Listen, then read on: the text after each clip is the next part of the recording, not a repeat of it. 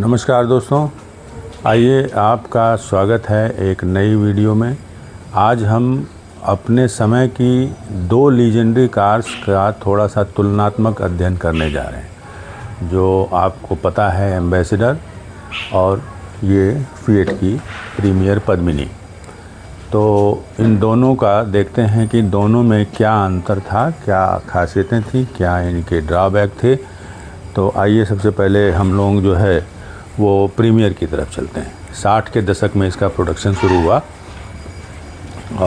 Ambassador उससे पहले 1956 से आ रही थी। ये काफ़ी रॉ थी।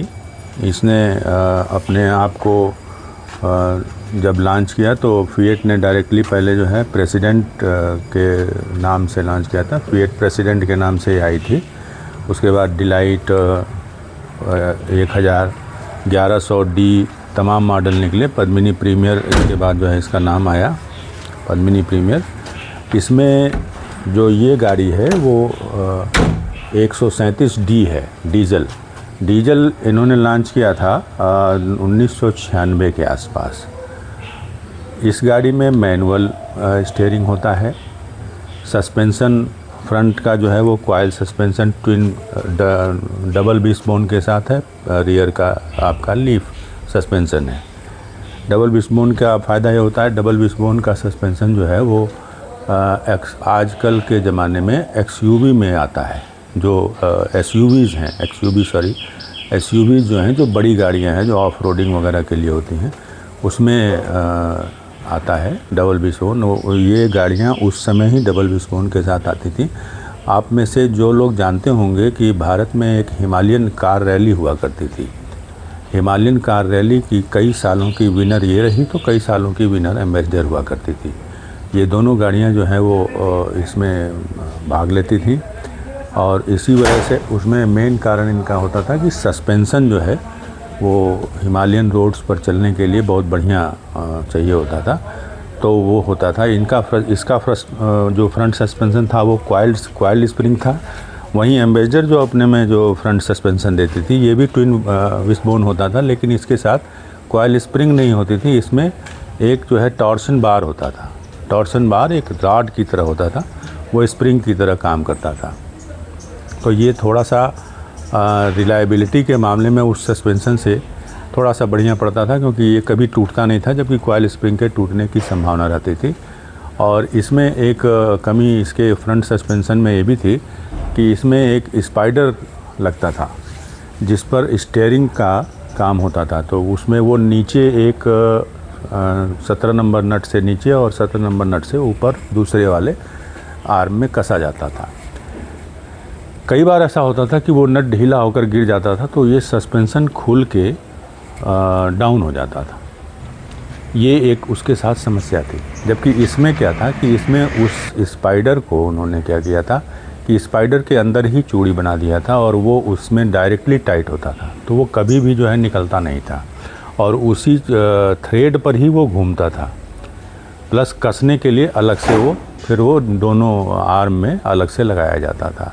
तो यहाँ थोड़ा सा सस्पेंशन वाइज ये जो है पद्मिनी से सुपर थी। और रियर में कोई अंतर नहीं था, इसमें भी लीफ था, इसमें भी लीफ था। दोनों रियर व्हील ड्राइव थी। ड्राइविंग में भी अंतर नहीं था, लेकिन गियर रेशियो में अंतर था। प्रीमियर पद्मिनी के साथ जो है पेट्रोल वर्जन जो इसका होता था वो काफ़ी स्मूथ राइड देता था, लेकिन जो डीजल वर्जन था इसमें आप ये कह सकते हैं कि अगर आप लोगों ने महिंद्रा जीप का DI इंजन देखा होगा तो उसी तरह की आवाज़ थी। हालांकि वो DI इंजन था नहीं, वो IDI इंजन था, इनडायरेक्ट इंजेक्शन। उसमें भी एक heating chamber, pre heating chamber होता था, जो एम्बेसडर में भी है। यानी वो दोनों जो गाड़ियां थीं वो इंजन इस्तेमाल करती थी जिसमें हीटर कॉइल लगा होता था, जबकि DI इंजनों में जो है वो हीटर कॉइल नहीं होता था।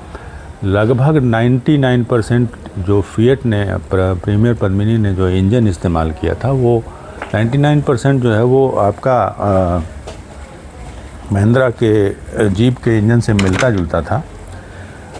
जबकि एम्बेसडर जो इंजन इस्तेमाल करती थी वो HM+ आता था, जो BMC ब्रिटिश मोटर कंपनी के इंजन पर आधारित था। तो सबसे लंबे समय तक एम्बेसडर ने यूज़ किया वो HM+ इंजन था। उसके बाद उन्होंने जो है ईसुजू वगैरह जो है इंजन अपग्रेड किए तमाम। देखिए ये हीटर कॉयल वाला इंजन है, डायरेक्ट इंजेक्शन नहीं है। IDI कहते हैं इसको, इनडायरेक्ट इंजेक्शन होता है। डीजल को पहले एक प्री हीटिंग चैम्बर में इंजेक्ट कराया जाता है, वही चीज़ इसमें भी थी।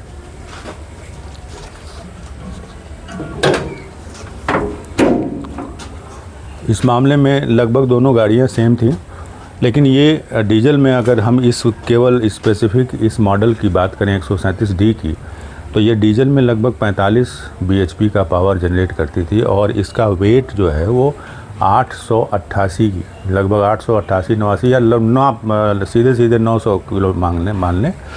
तो 900 किलो वेट पर 45 bhp पावर के साथ इसमें पावर की कमी महसूस नहीं होती थी। लेकिन जब आप इधर आते हैं तो ये भी 45 bhp का पावर जनरेट करती थी, लेकिन ये 1200 किलो का इसके ऊपर वेट होता था। तो 1200 किलो वेट के साथ 45 bhp में आपको पावर की कमी महसूस होती थी। इसमें जो पेट्रोल इंजन आता था वो 75 bhp बनाता था।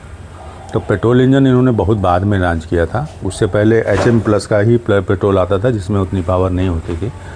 जो ज़्यादा समय तक आया वो सबसे ज़्यादा आने वाला यही इंजन इनका था, HM+। HM+ इंजन बहुत रिलायबल होता था। HM+ इंजन की तुलना अगर आप मॉडर्न किसी कार से कर सकते हैं तो आप बोलेरो का इंजन अगर देखे हों तो वो भी लगभग इसी तरह का होता है। बोलेरो जो पुरानी वाली है उसका भी साइड कैम इंजन होता है और ये भी साइड कैम इंजन होता है। वहीं पद्मिनी ओवरहेड कैम देती है। लेकिन इसमें क्या है कि आप जब 70 के आसपास पहुंचते हैं तो ये बहुत ज़्यादा आवाज़ करती है और ऐसा लगता है कि इंजन बहुत मेहनत कर रहा है और चलने में बड़ी दिक्कत हो रही है। हालांकि कंपनी इसकी स्पीड भी 140 के आसपास बताती है, लेकिन अगर आप एक सेंसिटिव ड्राइवर हैं तो आप इसको 70 से ऊपर भगा नहीं पाएंगे, क्योंकि इंजन इतना आवाज़ करने लगता है कि आपको लगेगा कि अब इसको इससे ज़्यादा ऊपर ले जाने की ज़रूरत नहीं है। जबकि HM+ इंजन के साथ भी इसमें आप आराम से 80 पर क्रूज़ कर सकते हैं। तो यहाँ थोड़ा सा ये सुपर पड़ती थी, लेकिन एक जगह ये मात खाती थी और वहाँ का क्या था कि ये 18 के लगभग का माइलेज देती थी। वहीं ये डीजल इंजन आपको 27 का माइलेज निकाल के देता है। अभी मैंने इसको उदयपुर से जब ख़रीदा है और मैं वहाँ से 1400 किलोमीटर इसको ड्राइव करके ले आया, तो उस 1400 किलोमीटर में इसने 27 का माइलेज निकाल के दिया। तो वहाँ ये बहुत ज़्यादा ही आपके जो है पॉकेट फ्रेंडली हो जाती थी। पॉकेट फ्रेंडली भी थी और इसकी पॉपुलैरिटी का मेन कारण जो था इसका आकार था। 1980 के दशक में ये अपने चरम पर थी, जहाँ एम्बेसडर बहुत ह्यूज आकार में थी, बहुत बड़ी थी। पतली गलियों में या पतली सड़कों पर इनको लेके जाने में बड़ी दिक्कत होती थी। वहीं पर ये अपने स्लीक लाइन डिज़ाइन की वजह से बहुत आसान हैंडलिंग इसकी थी। इसको लोग हैंडी कार के तौर पे मानते थे और जो उस समय बहुत शौकीन लोग होते थे वो कंट्री यूज़ के लिए आपको जो है एम्बेसडर रखते थे, लेकिन सिटी यूज़ के लिए वो फिएट रखते थे, पद्मिनी रखते थे। यहाँ ये इससे थोड़ा सुपर होती थी। हैंडलिंग बहुत अच्छी है गाड़ी की, हैंडलिंग इसकी भी अच्छी है, लेकिन इसका आकार इसको जो है वो थोड़ा सा यहाँ इसका डिमेरिट बन जाता है, आकार और वज़न। बूट स्पेस इसमें ज़्यादा था, इसमें थोड़ा सा कम था अपने आकार के हिसाब से। सीटिंग पोस्चर लगभग दोनों गाड़ियों का सेम है। इसमें भी बेंच सीट आया करती थी, जिसको बाद में इन्होंने बदल के जो है वो कैप्टन सीट में कन्वर्ट कर दिया। लेकिन इन्होंने भी अपने अंतिम मॉडलों में कैप्टन सीट दिया था, लेकिन बेंच सीट का ऑप्शन ये लास्ट तक रखे। सुधार नहीं किया इन लोगों ने। इन दोनों कंपनियों ने अपने आप को नए बदलते हुए सिनेरियो में बदला नहीं, ये अपनी लीक पर चलते रहे और यही एक कारण बना जो ये कंपनियां चली गईं मार्केट से। ऐसा नहीं तो कोई ऐसा कारण नहीं था। इन दोनों गाड़ियों में मजबूती से लेके, हैंडलिंग से लेके, कंफर्ट से लेके विश्वसनीयता से लेकर कोई ऐसा कारण नहीं था कि ये आज भी प्रोडक्शन में नहीं होती। केवल इन्हें करना क्या था कि अपने इंजन में बदलाव करना था, अपने इंजन को मॉडर्न करना था। इन लोगों ने ये नहीं किया। इन लोगों ने पता नहीं क्यों ऐसा नहीं किया। इंजन को बदल के इनको उस समय दोनों गाड़ियों को यह चाहिए था कि कहीं ना कहीं कोई CRDI टाइप का जो है, कॉमन रेल डायरेक्ट इंजेक्शन वाला इंजन, जो समय की डिमांड थी, पोल्यूशन नॉर्म्स के आधार पर था, वो लाना चाहिए था। दोनों लीजेंडरी गाड़ियाँ हैं। अपने भारत के ऑटोमोटिव हिस्ट्री की अगर हम बात करें तो निश्चित तौर से इन दोनों गाड़ियों के योगदान और इन दोनों गाड़ियों का स्थान कोई गाड़ी न ले पाई है और न कभी ले पाएगी। तो इसमें कोई शक नहीं कि दोनों गाड़ियां अपने आप में जो है वो आइकॉन है, दोनों आइकॉन हैं। और ये संजोग से मेरे पास दोनों हैं, इसलिए मैं आज इसको कंपेयर करने की स्थिति में हूँ और आपको ये वीडियो दे रहा हूँ। तो लगभग सारी चीज़ें मैंने आपको बता दी हैं। AC का ऑप्शन इसमें बहुत बाद में आया था, जबकि एम्बेसडर ने बहुत पहले दिया था। प्रीमियर ने AC का ऑप्शन बहुत बाद में दिया था, जो कि इसके डैशबोर्ड के नीचे मेटल का डैशबोर्ड होता था। इसमें तो लास्ट तक इन्होंने अपना डैशबोर्ड नहीं बदला, मेटल का ही रहा। और AC के लिए बहुत जगह नहीं थी, तो आफ्टर मार्केट टाइप का ही AC इसमें कभी भी आया। जो कंपनी से भी लग के आया वो लगभग आफ्टर मार्केट टाइप का ही AC हुआ करता था। यही सारी चीज़ें हैं। ये आप इसको ड्रॉबैक माने, इन्होंने समय के साथ अपने आप को बदला नहीं और बदलने न की वजह से ये कहीं ना कहीं मार्केट से आउट हो गई। लोगों की डिमांड, नई जनरेशन की डिमांड, जैसे एक और कंपनी अपने यहाँ 50 साल से प्रोडक्शन में है। अगर आप लोग, मुझे लगता है आप लोग में से कोई ऐसा नहीं होगा जो रॉयल एनफील्ड बुलेट को न जानता हो, लेकिन बुलेट ने समय के साथ अपने आप को बदला और आज भी वो सरवाइव कर रही है। बुलेट का प्रोडक्शन भी 50s में शुरू हुआ, भारत की आज़ादी के तुरंत बाद शुरू हुआ था और अब तक वो लगातार प्रोडक्शन में है। बॉडी उसकी जो क्लासिक आती है, उसका डिज़ाइन बुलेट के जो है 350 के ही बेस पर है। लोगों को वो आज भी पसंद आता है। उसी तरह इनका डिज़ाइन भी लोगों को आज भी पसंद आता। लेकिन क्या था कि बुलेट ने 2010 में इंजन बदल दिया।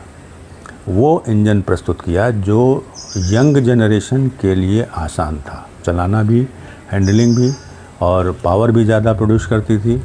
तो वो सारी चीज़ें यहाँ भी चाहिए थी, क्योंकि कॉम्पिटिटिव मार्केट में तमाम गाड़ियाँ ऐसी थी जिनमें पावर भी अच्छा था, हल्की थी, माइलेज अच्छी देती थी, पिकअप बढ़िया था, हैंडलिंग भी ठीक थी। तो उस समय लोग ये सोचने लगे कि तब फिर हम इनको क्यों लें। अगर इनके अंदर थोड़ी सी चीज़ें बदल गई होती इन गाड़ियों की, और वो कुछ नहीं था, इनको डिज़ाइन बिल्कुल परिवर्तित करने की ज़रूरत नहीं थी। डिज़ाइन लोगों को आज भी बहुत पसंद है। दोनों गाड़ियों का डिज़ाइन यूनिक है। दोनों गाड़ियां अपने आप में जो है डिज़ाइन वाइज लोगों को आज भी पसंद है और पसंद रहती। अगर इन्होंने थोड़ा सा बदलाव अपने इंजन सेगमेंट में कर लिया होता और मॉडर्न इंजन डाल दिया होता, तो ये गाड़ियां हम लोगों के बीच आज भी हंसती खेलती रहती, जैसे कि बुलेट कंपनी ने किया। मैंने स्कॉट जो इनफील्ड, रॉयल इनफील्ड बुलेट ने किया। बुलेट ने समय के साथ अपने आप को बदला तो वो आज भी सर्वाइव कर रही है। अगर ये भी समय के साथ अपने आप को बदल लेते तो निश्चित तौर से आज भी सर्वाइव करते। दोनों गाड़ियां आइकॉन है, इसमें कोई दो राय नहीं। इनको कंपेयर करना एक तरह से जो है कोई बहुत अच्छी चीज़ नहीं है, क्योंकि दोनों अपने आप में अलग हैं, अपना अलग स्थान रखती हैं भारत के ऑटोमोबाइल हिस्ट्री में। फिर भी एक छोटी सी ये कंपैरेटिव स्टडी हमने आपको बताया कि कहीं सुपर पड़ती थी एम्बेसडर तो कहीं सुपर पड़ती थी पद्मिनी। इन दोनों का अपना अपना योगदान रहा भारत के ऑटोमोबाइल हिस्ट्री में। और बस इतना ही, तो इसको यहीं ख़त्म करते हैं और उम्मीद है कि आपको वीडियो पसंद आया होगा। तो आप सभी लोगों से निवेदन है कि चैनल को सब्सक्राइब कर लीजिए और बेल आइकन दबा दीजिए ताकि आपको समय से नोटिफिकेशन मिलता रहे। और भी बहुत सारी इन्फॉर्मेटिव वीडियोज़ इस चैनल पर लगातार आती रहेंगी। तो आप सभी लोगों को धन्यवाद। आप लोगों का समय और ज़्यादा न लूँगा, बस इसको यहीं समाप्त करता हूँ। नमस्कार।